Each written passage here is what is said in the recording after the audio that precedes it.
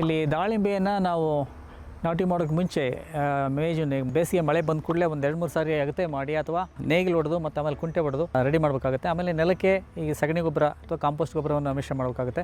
ನಂತರದಲ್ಲಿ ಒಂದು 50 ಭಾಗ ಸಾರಜನಕ ಮತ್ತು ಉಳಿದ ರಂಜಕ ಮತ್ತು ಪೊಟ್ಯಾಶ್ಗಳನ್ನು ಅವಾಗಲೇ ಹಾಕಬೇಕಾಗುತ್ತೆ. ಆಮೇಲೆ ಈಗ ಜಾಗಗಳನ್ನು ಗುರುತು ಮಾಡಿದ ಮೇಲೆ ಏನೀಗ 13 ಅಥವಾ 17 ಈ ಥರ ಏನು ಅಂತರದಲ್ಲಿ ಮಾಡ್ತೀವಿ. 2 ಘನ ಗುಂಡುಗಳನ್ನು ತೆಗಿಬೇಕಾಗುತ್ತೆ. ಅದಕ್ಕೆ 3/4 ಭಾಗದಷ್ಟು ಸಗಣಿ ಗೊಬ್ಬರವನ್ನು ಮತ್ತು ಅಲ್ಲಿರ್ತಕ್ಕಂಥ ಮಣ್ಣನ್ನು ಮತ್ತು ಹಸಿರೆಲೆ ಗೊಬ್ಬರವನ್ನು ಕೂಡ ಹಾಕಬೇಕಾಗುತ್ತೆ. ಹಾಕಿ ಮೇಲಿಂದ ಏನು 4 ಭಾಗ ಉಳಿದಿರುತ್ತೆ ಆ ಭಾಗದಲ್ಲಿ ನಾಟಿ ಮಾಡಬೇಕು. ಈ ಗೂಟಿ ಮಾಡಿದಂಥ ಸಸ್ಯಗಳನ್ನು ಅಲ್ಲಿ ನಾಟಿ ಮಾಡ್ತಕ್ಕಂಥದ್ದು ಅಥವಾ ಬೇರು ಬರೆಸಿದ ಈ ಕಾಂಡಗಳನ್ನು ನಾಟಿ ಮಾಡ್ಬೋದಾಗಿದೆ.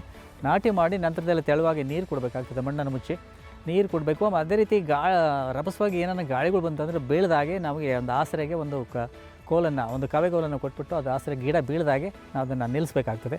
ಮತ್ತು ತೆಳುವಾಗಿ ನೀರು ಕೊಡ್ತಕ್ಕಂಥದ್ದು, ಆಗ ಕಳೆ ತೆಗಿತಕ್ಕಂಥದ್ದು, ಈ ರೀತಿ ಗಿಡನ ರಕ್ಷಣೆ ಮಾಡೋದ್ರಿಂದ ಉತ್ತಮ ಬೆಳೆ ಬರ್ತದೆ.